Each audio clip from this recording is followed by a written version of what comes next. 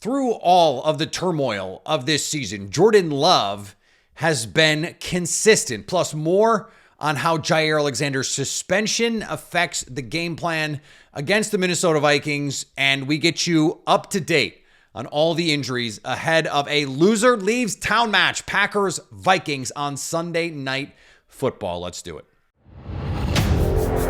You are Locked On Packers, your daily Green Bay Packers podcast. Part of the Locked On Podcast Network, your team every day.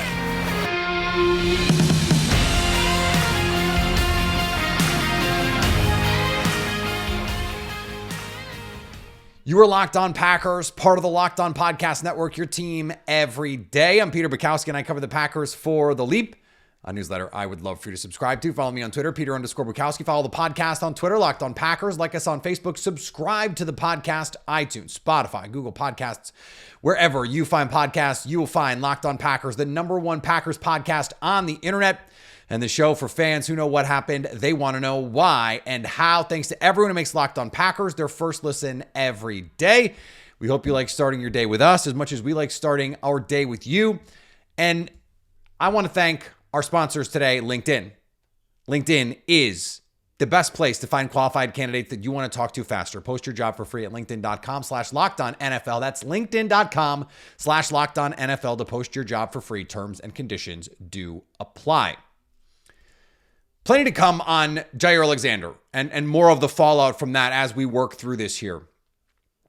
But Jordan Love is not getting the recognition he deserves for what he has put together this season. And this idea for this segment started when I started to hear about Matthew Stafford, because this is a watered down MVP race. I started to hear Matthew Stafford being mentioned in the conversation with most valuable players. And I think that's in part because some people thought the Rams were going to be among the worst teams in football. But then if you dig into the numbers, you see that Jordan Love has better numbers across the board, traditional stats, the counting stats that people love, and all the advanced numbers say Jordan Love has been better this season than Matthew Stafford. And he doesn't have, last time I checked, Puka Nacua or Cooper Kupp or Sean McVay, who everyone seems to think is God's gift to play calling. I think Matt LaFleur is a really good offensive play caller. I think this group of skill players that the Packers have put together are terrific, but none of them have produced like Puka Nacua, who is a rookie, and none of them are anywhere near producing at the levels that Cooper Kupp has in his career or this season. And so it is just ridiculous that you would have Matthew Stafford in these MVP conversations, but not Jordan Love. I don't think either are MVPs, but that's the point. Why is Jordan Love's production being overlooked? And the same was true when we had this discussion around Jalen Hurts. If you look at the production, especially as a passer, Jordan Love has been more productive. You look at Lamar Jackson. Lamar Jackson is going to win MVP. He is the heavy favorite right now to win MVP. And Jordan Love has been a more productive passer this season. And he has been flat out better on an EPA per play basis. 6th in total EPA this season. 4th in DVOA, Jordan Love. So adjusting for schedule. This has been a top 5 offense over the last 6 weeks. They are only in the position that they are in to win the next 2 games and potentially get into the playoffs because of Jordan Love. Because the defense, if you take out the Brett Rippon game, Aaron Schatz just tweeted this, weighted DVOA, they are 32nd, which means you account for the most recent performances a little bit more. The worst defense in the league. And if they win, they're 500. If they win again, they have a chance to go to the playoffs. And that is before you even take that's just like the pure productivity case for the underratedness of this Jordan Love season. Now you add in the fact that you've got the youngest pass catchers in modern NFL history. You've had injuries to your best receiver, ostensibly the guy that you went into the season going, this is our number one guy. Injuries to your number one tight end, who is on his way to have a historic rookie season at the tight end position in franchise history. You do not have your Pro Bowl running back for nearly all of the season. Your all-pro left tackle gone except for week 1. And the defense has completely fallen apart. You have the Joe Barry, the disaster that has been Joe Barry. Jaire Alexander being someone who is now being suspended, and the potential distractions that come with all of it. And I was going to play a clip of Jordan Love talking about the Jaire Alexander thing. And then I was like, wait, there's nothing that interesting here. And that's the point. His response was, we support Jaire, but we also know what is at stake here, and everyone is going to stay focused. That's it. Like, that's not very interesting. It's the football answer, but I also believe it is the true answer, that everyone in that room understands what is at stake here and that they have to keep winning these games. And so for the Packers, they could not, and I was thinking about this the other day, they could not reasonably have projected the season to go this well for the offense. And all of the numbers that I mentioned, like there was a little while, there was a stretch where it was like, okay, since week X, the Packers are Y, and it's like, isn't this cool? We're beyond that now. This is just a top 10 quarterback this season by any metric you want to pick. By any metric you want to pick. And just for fun, the 30 total touchdowns from Jordan Love would be more than any Bears quarterback in their history, their 100+ year history. So what he has done, given the conditions, let's just leave it there, would be remarkable. What he has done relative to the players that are being talked about as having, Pro Bowl, All-Pro, MVP type seasons is worthy of more discussion than it has gotten. And I said this on Twitter the other day. The Green Bay Packers right now, if you offered them, if San Francisco called them, if Kyle Shanahan called Matt LaFleur, and I know they're not in charge, but let's just go with it, and said, we'll trade you Brock Purdy for Jordan Love straight up, Matt LaFleur would hang up the phone. He wouldn't even say, hey, Goody, come talk to Kyle. He'd hang up. Jordan Love with Deebo Samuel and Brandon Ayuk and George Kittle and Christian McCaffrey would be the MVP right now. There'd be no question he'd be the MVP because he wouldn't have had 4 interceptions against Baltimore. And there was the perfect encapsulation of this. The play against the Panthers, the touchdown to Romeo Doubs, was the same play, almost identical, to the concept Jordan Love missed on 4th down against the Tampa Bay Buccaneers. And Matt LaFleur pointed out yesterday in his press conference, it was actually a tougher throw because the corner was squatting on it.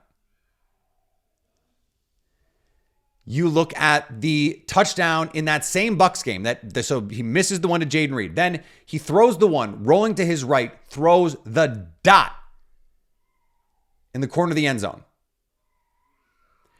It was the same throw he missed against the Giants to Samori Toure. Now, Samori Toure probably needs to make that catch, but that's neither here nor there. He made sure Jaden Reed was able to come down with that ball. It's a touchdown. That's the evolution of Jordan Love. He's just gotten better. And Matt LaFleur, was almost like incredulous. He was like, we all know how much better, how much improvement that he's made. I think the Packers, in their heart of hearts, if you put them on truth serum, there's no way they would have thought, especially in October, that they would be here with this team, with this offense. And if you add in the productivity around the league and you add in all of the circumstances of adversity that this team has faced, what Jordan Love is doing this season is nothing short of remarkable. And right now, I had someone put this to me on Twitter the other day. How many quarterbacks in the NFC moving forward would you take over Jordan Love? Like, I'm talking about independent of circumstance. It's pretty obvious that the talent around Jalen Hurts elevates him. And, he is a good match for those guys because he's an aggressive and accurate deep ball thrower and give A.J. Brown and Devontae Smith chances to win. I don't think he is more gifted and more talented of a pure quarterback than Jordan Love is. I think you could make the case for Dak Prescott, but now you have to pay him too. So you have to pay both of them. And you're potentially getting more upside from Jordan Love. I think Dak Prescott is the best case. You've got Kirk Cousins, who's coming off a major injury. You don't know how he's going to react to that. And I already said Brock Purdy. That's a no. Matthew Stafford, maybe. But we're talking about a quarterback obviously on the wrong side of 30 later in his career. How much better is he going to get? Or is it more likely that as his arm loses a little bit of strength, although he's been in his bag this season, that in 3 years, 4 years, he's a much more diminished version of himself. But as I said, Jordan Love is more productive this season than Matthew Stafford. So why would I take Stafford? I'm not sure there's a quarterback in the NFC that I would take for the next 5 years over Jordan Love. And this may come back to bite me, and they may be playing this on whatever social media platform exists in 5 years. If the world still exists then. But that is a remarkable place for this team to be. And I don't think for all of this team is going to stink and they're going to fall off a cliff without Aaron Rodgers and they're rebuilding. All of that is nonsense because of Jordan Love. All right, let's talk about this matchup with the Vikings and how the absence of Jaire Alexander impacts it. We're going to do that in just a second here on Locked On Packers. Today's episode brought to you by our friends at LinkedIn. When you're hiring for your small business, you want to have as many top-tier candidates as possible to interview. That's why you have to check out LinkedIn Jobs. LinkedIn Jobs has the tools to help you find the right professionals for your team faster and for free. LinkedIn isn't just a job board. LinkedIn has a vast network of more than 1 billion professionals, which makes it the best place to hire. Hiring's easy when you have that many qualified candidates. And LinkedIn knows that small businesses are wearing so many hats, they might not have the time or resources to hire. They even launched a new feature that helps you write job descriptions, making the process even easier and quicker. Post your job for free at linkedin.com/LockedOnNFL. That's linkedin.com/LockedOnNFL to post your job for free. Terms and conditions do apply. And thanks to everyone who makes Locked On Packers their first listen every day. Locked On has launched the first ever national sports 24/7 streaming channel on YouTube. Locked On Sports Today is here for you 24/7, covering the top sports stories of the day with the local experts of Locked On, plus our national shows covering every league. Go to Locked On Sports Today on YouTube and subscribe to the first ever national sports 24/7 streaming channel. Okay, hear me out on this.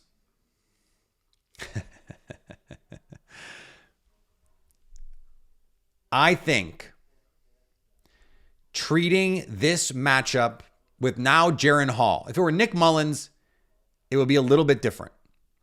With Nick Mullins, the approach for the Packers, I think could have stayed mostly the same and you would have been okay, right? You make him chuck it deep. That's what they want to do. They want to create explosives with Justin Jefferson. You lose TJ Hawkinson. Jordan Addison, day to day, been limited this week, has an ankle injury. This is the season. So if he's going to play, and we'll talk about the injuries at the end. But now we know Jaren Hall is going to be the quarterback. And what we saw from Jaren Hall in the 5 plays that we saw him the first time these two teams played is he's going to stand in there and hold the ball. He's an athletic kid, a little bit older, BYU. And you can pressure him. You're going to be able to do that.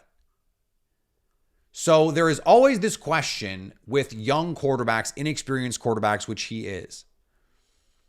Do you tune them up, send the pressure, and make them make quick decisions?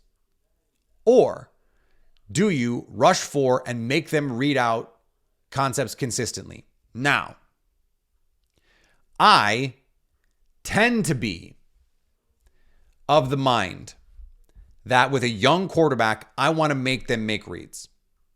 I want to make them read out the concepts if I think I can rush for.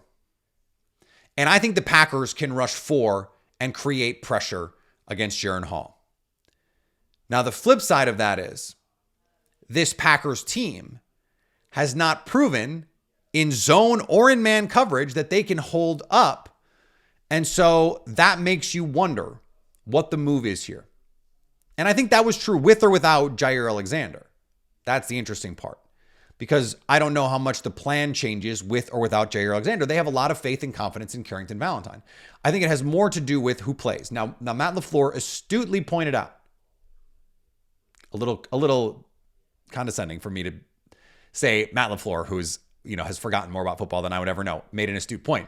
But I think it was important to point out, I'll say it that way, that when you double team, you necessarily give up something else somewhere else. That's just, it has to be a trade-off. It's like when you double team in basketball, if you double team, someone's got to be open.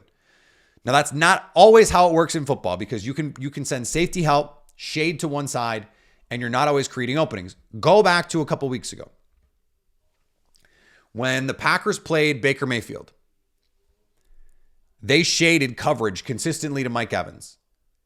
And Baker made them pay because the Packers were playing a lot of off coverage and they were just throwing the ball to Godwin quick. Can Jaren Hall actually accomplish that? And so this is where I think early on, I would want to play defense like the only thing I'm worried about is the big play. I'm going to force, and again, hear me out. I am going to force Jaren Hall to complete passes underneath all day.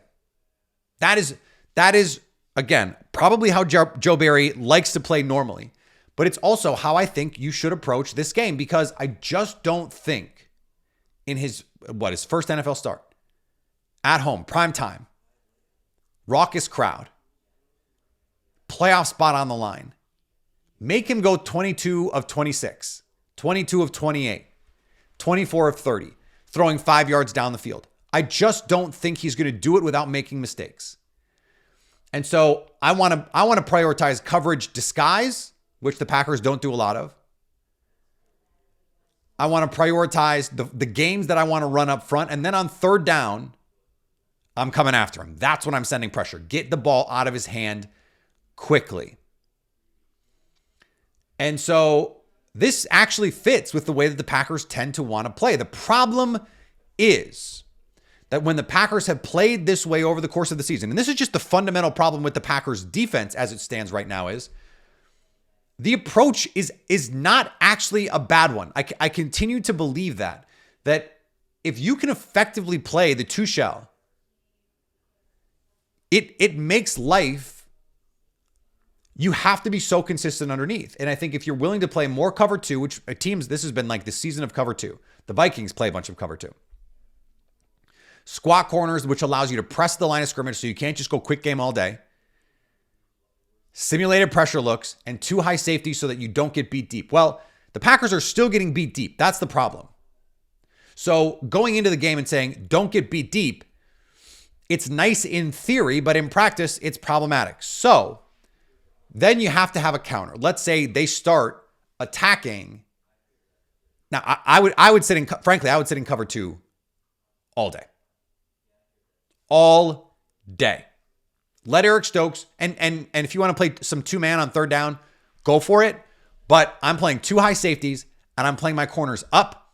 I'm pressing, and I'm making Jaren Hall throw into the honey hole. You have to throw those sideline rail shots against cover two, or you can't succeed. And so I'm going to force him to do it because they don't have a tight end who can stretch the middle of the field. And if you put Justin Jefferson in the slot, okay, Keyshawn Nixon, that's a tough matchup, but you've got safety help over the top by design. So now you're forcing Jaren Hall to make these tight window throws. I think that's the way to handle this because they're not going to run the ball. They're not going to run the ball, and they're not good at running the ball. And you don't want to play too much man coverage because Hall is good enough, athletic enough with his feet to make you pay, much the same way that Tommy DeVito did. So you have to have a plan for the zone read. I don't know how much they're going to run of that, but you have to have a plan for it at the very least. And I don't think, except on third down, you want to play a ton of man coverage in this game. Hope that your four-man front can get after it. If you want to play some penny and go five-man rush, I'm all about it because this run game is just not gonna beat you. We've talked about it. We talked about it yesterday with Luke. They're just not going to beat you. So make something else beat you. Now, how do the injuries impact all of this? We're going to talk about that in just a second here on Locked On Packers. Today's episode brought to you by our friends at FanDuel. Packers, 1.5-point underdogs in Minnesota on Sunday night, though. If you want to bet them to cover the spread, get a little juice on it, -120, whereas the Vikings to cover -102. Basically the same odds in terms of payout on the money line. So this is a razor-thin margin game as FanDuel sees it. Pick the Packers on the money line, -106. If it's your first time at FanDuel, $150 in your pocket if you nail that money line bet on a $5 money line bet. If you're thinking about joining FanDuel, there's no better time to get in on the action. The app is easy to use with a wide range of betting options, including spreads, player props, over-unders, and more. So visit FanDuel.com and kick off the NFL playoff push these final 2 weeks. We're in the thick of this playoff push, baby. Kick it off right. FanDuel, official partner of the NFL. And today's episode also brought to you by our friends at DoorDash. I just ordered from DoorDash the other day for dinner. I have people over for the holidays and we need to order lunch.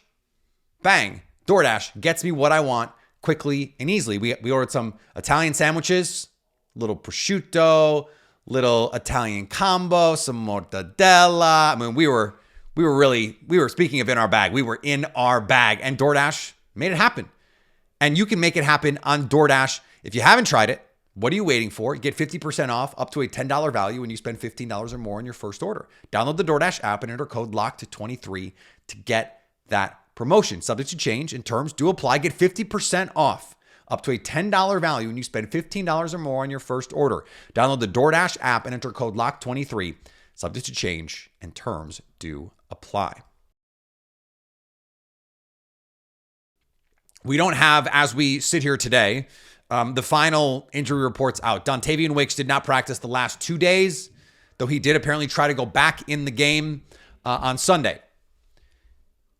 Matt LaFleur said basically he'll need to practice today to have any shot to play on Sunday night. The same is true of Christian Watson, who's been ramping up a little bit but isn't quite where they need him to be, is going to need to practice on Friday for this to be a go zone for him. Jaden Reed has been back. That's huge for the Packers, especially because Byron Murphy right now has not practiced this week for the Minnesota Vikings. That is their best corner by far. So, and is someone who can play in the slot. So, getting Jaden Reed back with the way Bo Melton has played, you have Romeo Doubs. Malik Heath is just a war daddy out there. He's not going to give you a ton as a receiver, but is reliable enough and is just a maven as a blocker. You love that. Getting productivity from Bo Melton is huge. Luke Musgrave practiced the last 2 days. Probably not going to play this week, but you have to think that there's a chance next week he could get out there. Matt LaFleur said if he's medically cleared, we want to make sure that he's got his wind under him, that he's got his legs under him, his wind back, football shape, essentially. So you have to think they'll give him a full week of ramp up and then practice before they put him out there, but you never know. They may just say, let's go. TJ Slayton, unfortunately, did not practice on Thursday, so something to watch in the Friday practice. But at the same time, is it really a bad thing to get Carl Brooks on the field more? This team does not run the ball. They just don't really do it. Now, maybe they will more in this game, but I don't think so. Like, they've been slinging it around the yard with Nick Mullins and Josh Dobbs after Kirk Cousins went out. So, like, I don't know why it would be that different with Hall, to be honest with you. Especially with Justin Jefferson out there, and especially with the way that Justin Jefferson had previously, at least in the one game, eaten up this Packers defense. Now no Jaire Alexander. Again, I don't think you need to change the plan that much. Press Justin Jefferson when you can. Give safety help as much as you can. But you don't have to over-allocate resources because, again, TJ Hawkinson not around. Jordan Addison is a nice young player, but is he going to beat you by himself, hurt on a bum ankle when they said initially with the injury he's week to week? I don't think that is something that makes sense. So for the Packers, rush your 4. Doesn't look like Devondre Campbell's going to play this week, but Isaiah McDuffie has been a really valuable player. Quay Walker as a blitzer. certainly on early downs is something that I would expect to see. On money downs, third downs, fourth downs, red zone. That's when you bring the exotic pressures. Slot blitz, zero blitz. Make Jaren Hall make reads quickly and make throws accurately. If he's going to go 15 plays, 80 yards or 75 yards now, I guess with the new touchback rules, you got to tip your cap. Well, that doesn't mean like let him come down 15 yards of cushion on every play. It doesn't mean be afraid, but it means no big plays. No big plays. That's why, again, I think cover 2 and 2-man make a lot of sense.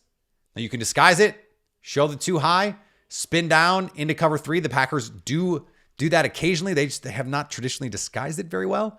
So if you can find ways pre-snap to make this a little more confusing, mug the A-gap, simulated pressures. Give him a lot to think about, a lot to process, especially early in the game. Get his head spinning. I think that's your best path forward. And then on offense, a lot of the things that have worked, like when Luke said, oh, dagger has killed this team. The Packers literally run dagger 5 times a game. This is a bread and butter play. I think the Packers offensively, they when you watch them against the Chargers, it's remarkable because, and the same thing with the Chiefs, they have so many cover 2 beaters now. Like they live on cover 2 beaters. And because teams have played them a bunch. And I don't know why teams continue to do it when the Packers have so many good options for it. And they just run these missile routes, basically double curls, and the linebackers got to decide which one to take. And you basically can't be right. And Jordan Love has consistently found the answers there. The Packers have a ton of these options now. The Packers try to attack vertically a bunch against Minnesota, and I think they have more answers now on the shorter and intermediate parts of the field. But it was like that Minnesota game set the wheels in motion for Matt LaFleur to say, we got to put in these cover 2 beaters, and we're going to have better answers. And now they do. Now, do you have better answers when it looks like zero pressure and they drop into cover 2? That's the part where this is the next evolution for Jordan Love. Can you prove against a Brian Flores defense that Luke Brown was on the show yesterday saying has been solved a little bit? Jake Browning lit this defense up. Jared Goff lit this defense up. If you can protect it, and you can't have the busts in protection like we saw on Carolina occasionally, Rasheed Walker didn't block most dangerous man inside, didn't go big on big. Patrick Taylor's going, why am I blocking a defensive end who's inside when you go to the blitzing linebacker? That doesn't make any sense. Get those things short up. And if Jordan Love has time to read out the coverage, I have faith that he will do it effectively and they will have the answers. Again, I think the Packers win, even with the injuries, not having Wicks, not having Jaire. I still think this is a Packers win. And it's a big one. It's a huge one. It's the season. It really is. And so it'll be exciting. We'll be live after the game, 11:05 Lambeau time. So after the ball drops East Coast for my East Coasters. And we'll talk to you then. Follow me on Twitter, Peter_Bukowski. Follow the podcast on Twitter, Locked On Packers. Like us on Facebook. Subscribe to the podcast, iTunes, Spotify, Google Podcasts, wherever you find podcasts, you will find Locked On Packers. And anytime you want to come hang out with us live, like we will be Sunday night, come chill with us on Sunday on our live stream so you can stay Locked On Packers.